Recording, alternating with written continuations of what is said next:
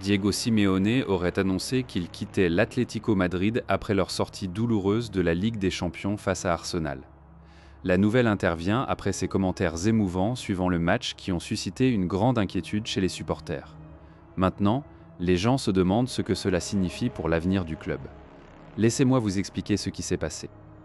Le mardi 5 mai 2026, à l'intérieur du stade Emirates à Londres, l'Atlético Madrid a perdu 1-0 contre Arsenal, éliminé de la Ligue des Champions 2-1 en cumulé en demi-finale. Le but qui a scellé le destin de l'Atlético est arrivé à la 43e minute suite à une frappe cinglante de Leandro Trossard.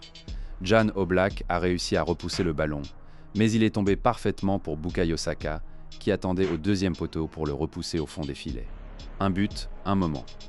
C'était tout ce qui était nécessaire sur 2 matchs. L'Atlético Madrid n'avait pas la capacité de suivre le talent d'Arsenal, ne tirant que 2 fois sur le cadre pour un maigre XG de 0,53.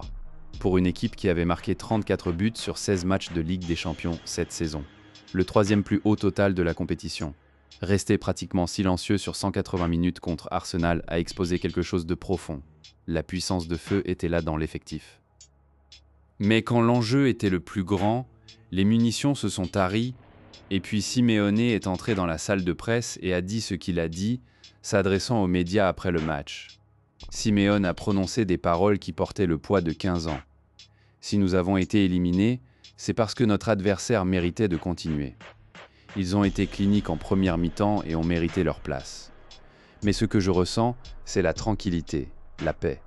L'équipe a donné tout ce qu'elle avait. Il a félicité Mikel Arteta et reconnu les ressources financières significatives d'Arsenal, qui reflètent le travail qu'ils font, et puis la phrase qui a arrêté tout le monde net. J'ai dit non, je n'ai pas la force de continuer aujourd'hui. Il est allé plus loin. Il a dit que cela lui donnait une réalité, la réalité de l'Atlético en tant que club. Il a énormément grandi sur tous les aspects, un club reconnu dans toute l'Europe et le monde d'une manière qu'il ne l'était pas avant. Mais les gens veulent gagner. Atteindre la finale ne leur suffit pas. Ces paroles portaient l'épuisement d'un homme qui avait poussé un rocher vers le haut pendant près d'une décennie et demie et se retrouvait maintenant au pied de la montagne à nouveau. Il semblait dire à haute voix pour la première fois que peut-être le sommet n'était simplement pas accessible. Pas comme ça, pas plus. Il a également comblé ses joueurs de gratitude. Il a félicité Koke, qualifiant sa performance d'incroyable, un cours magistral sur la façon de jouer au football à son âge. Il a demandé aux supporters de l'Atlético de donner à Antoine Griezmann le coup de pouce qu'il a mérité lors de ses derniers matchs. Un clin d'œil au départ imminent du Français. Ce n'étaient pas les paroles d'un homme se préparant pour la saison prochaine. C'étaient les paroles de quelqu'un qui dit au revoir. Même Arteta, du côté victorieux, semblait sentir la gravité du moment. Nous nous connaissons bien. C'est très difficile pour quiconque quand on est si proche et que c'est enlevé. Je me sens en phase avec lui, car je sais ce que c'est d'être de l'autre côté. C'est arrivé la saison dernière. Ce n'était pas seulement la fin d'une campagne de Ligue des Champions. Cela ressemblait à la fermeture d'un chapitre beaucoup plus large pour comprendre pourquoi les paroles de Simeone ont frappé si fort. Vous devez regarder le tableau complet de la saison de l'Atlético Madrid. Une saison qui promettait tout et en fin de compte ne livrait rien de tangible. En Liga, l'Atlético est en 4e place avec 63 points sur 34 matchs, traînant Barcelone pour le titre par des points à 2 chiffres. Ils sont également derrière le Real Madrid et Villarreal. Ce n'est pas une équipe qui dispute le championnat de la Ligue. C'est une équipe qui lutte pour conserver son statut traditionnel des 4 premières. Il y avait ensuite la Coupe du Roi. L'Atlético s'est frayé un chemin jusqu'à la finale face à la Real Sociedad au stade de la Cartuja à Séville. Le 18 avril, la Real Sociedad a remporté le match 4-3 au tir, au but après 2-2 en prolongation. Le match était chaotique dès le coup de sifflet initial. Le match a commencé avec le but le plus rapide de l'histoire de la finale de la Coupe du Roi, alors qu'Ander Barrenechea marquait un en-tête contre Juan Musso après seulement quelques secondes.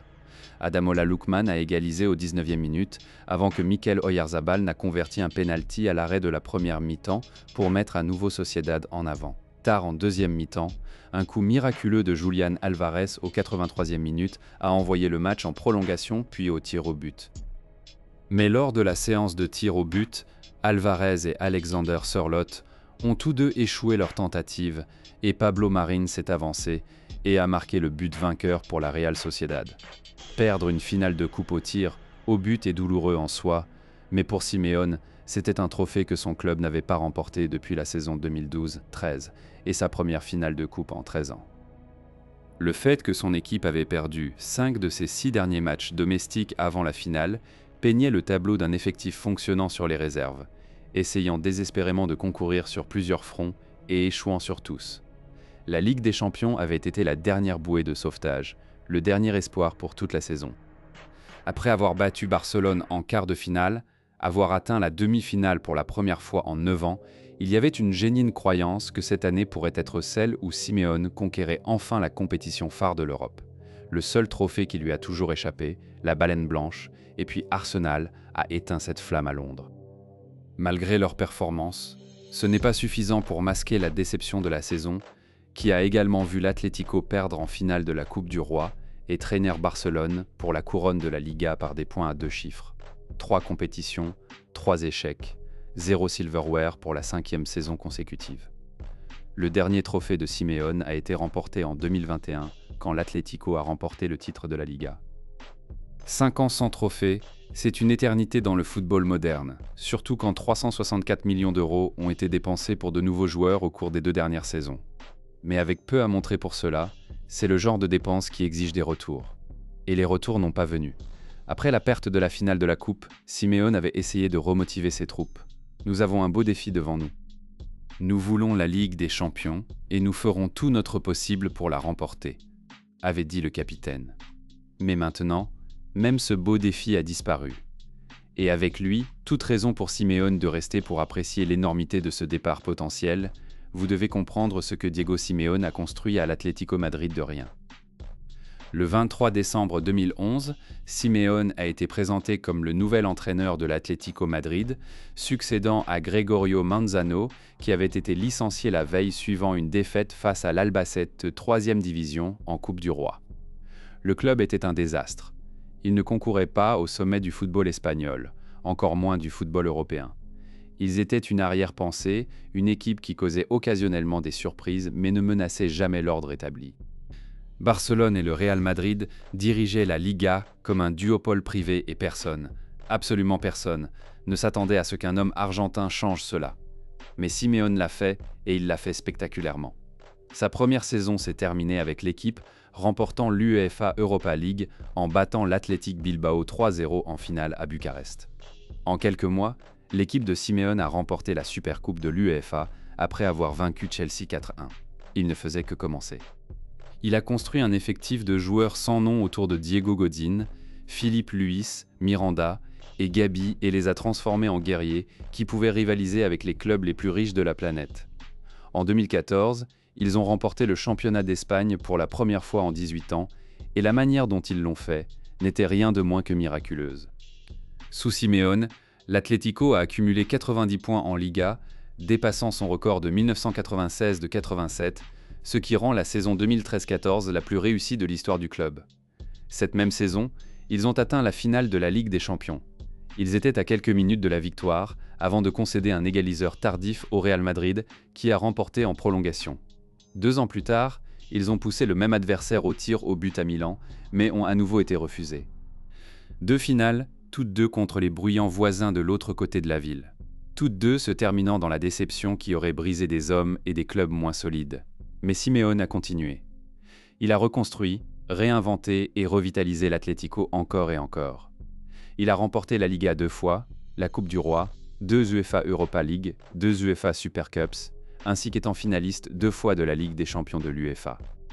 Il a transformé un club qui n'avait participé à la compétition phare de l'Europe que 8 fois avant son arrivée en régulier de la Ligue des Champions.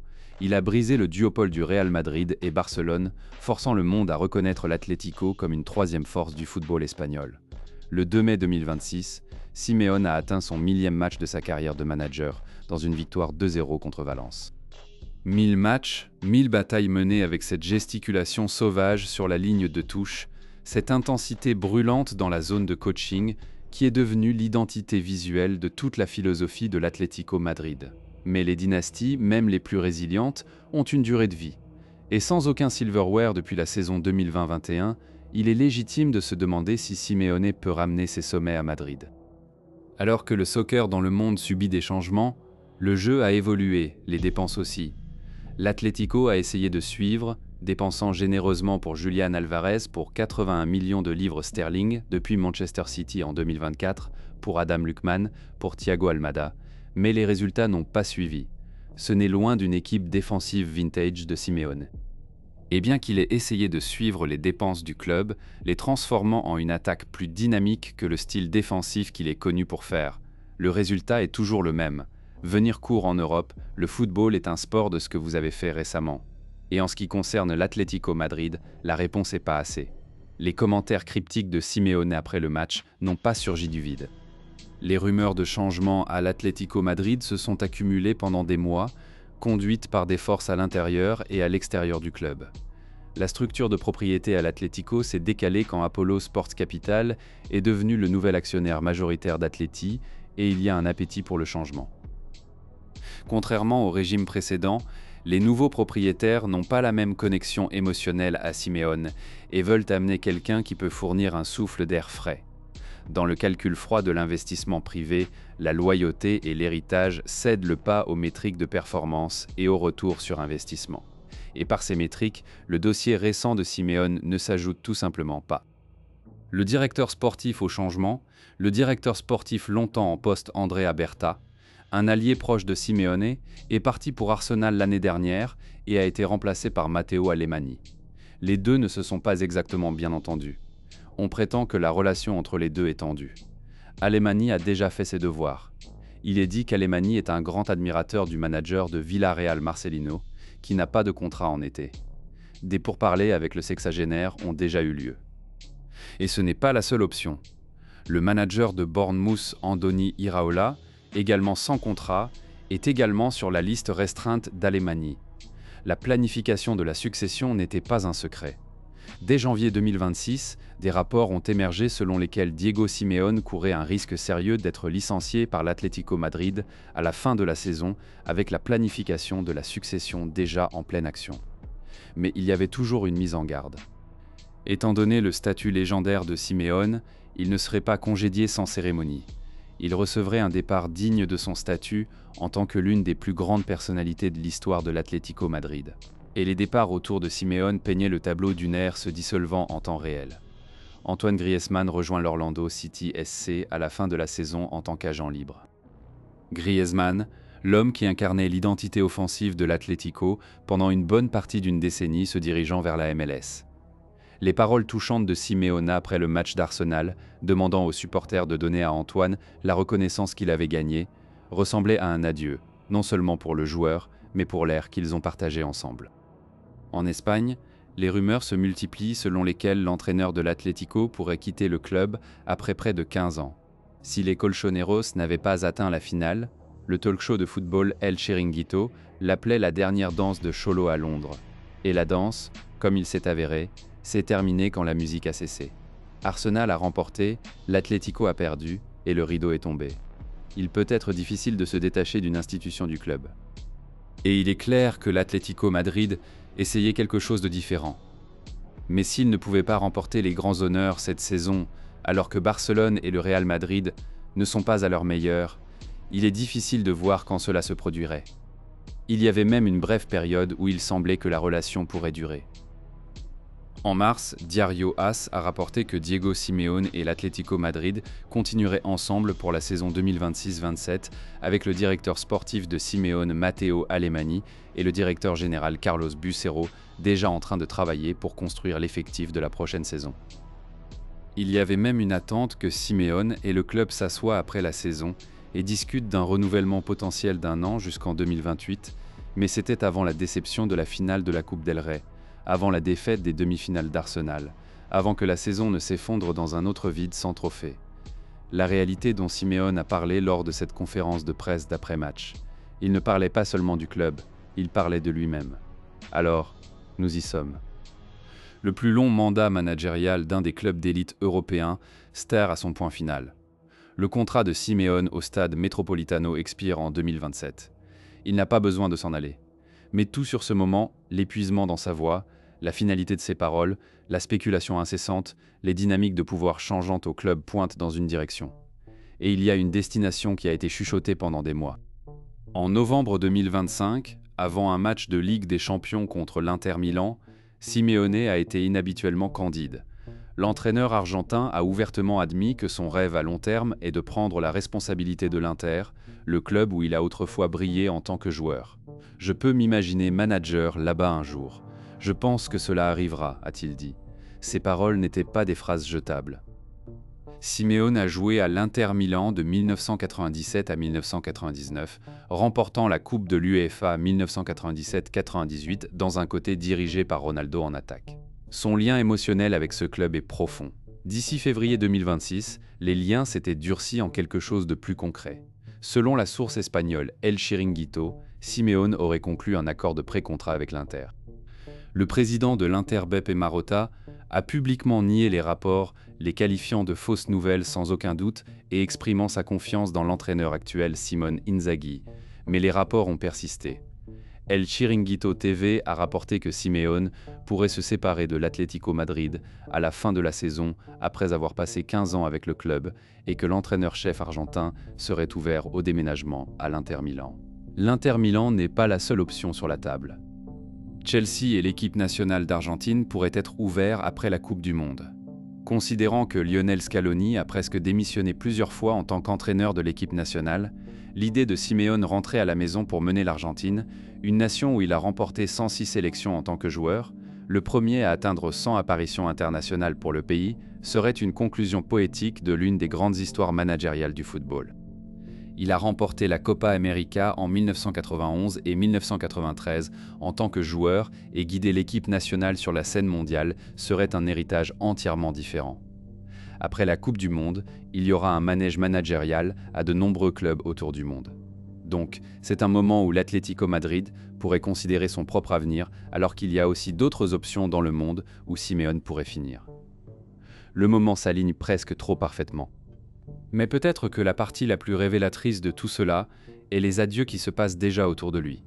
Griezmann part, Koke vieillit, l'effectif est en transition, la propriété est nouvelle, le directeur sportif est nouveau. Simeone est l'entraîneur le plus longtemps en poste en Liga, ayant resté bien plus d'une décennie à l'Atlético. Et à un moment donné, même la figure la plus ancrée doit reconnaître que le monde a avancé sans lui. Dans ses commentaires d'après-match, Simeone a reconnu que l'Atlético est un club reconnu dans le monde d'une manière qu'il ne l'était pas avant. Cette reconnaissance, c'est son œuvre. Il a pris un club qui périclitait dans la médiocrité et l'a traîné par la pure volonté et l'intensité incessante au sommet du football européen, même s'ils n'ont jamais tout à fait planté le drapeau au sommet absolu. L'Atlético Madrid n'a jamais remporté la Ligue des Champions de l'UEFA. Malgré avoir atteint la finale 3 fois, ils ont échoué à chaque occasion. Et c'est peut-être le plus amer de tout. Le seul trophée qui aurait cimenté tout. L'accomplissement unique qui aurait fait taire tous les critiques et validé tous les sacrifices. Il reste hors de portée. Et comme Simeone lui-même l'a admis cette nuit douloureuse à l'Émirat, les gens veulent gagner. Atteindre la finale ne leur suffit pas. Il est difficile de voir l'Atleti jamais être celui qui tire la prise et sa situation est unique. Mais toutes les bonnes choses doivent prendre fin à un moment donné. Que Simeone annonce formellement son départ dans les jours à venir ou termine les matchs restants de la Liga avec dignité tranquille, la fin est déjà écrite. Le schisme qui est devenu une religion chez les fidèles de l'Atlético, cette philosophie crue, combative, jamais dire pas d'attitude, peut vivre dans les souvenirs du Metropolitano. Mais l'homme qui l'incarne, il semble prêt à fermer ce chapitre et en écrire un nouveau ailleurs. L'ère de Diego Simeone à l'Atlético Madrid ne s'agissait jamais d'un trophée ou d'un match. Il s'agissait de transformer l'identité d'un club de football entier. Et aucune sortie de la Ligue des Champions, peu importe à quel point elle est douloureuse, ne peut enlever cela.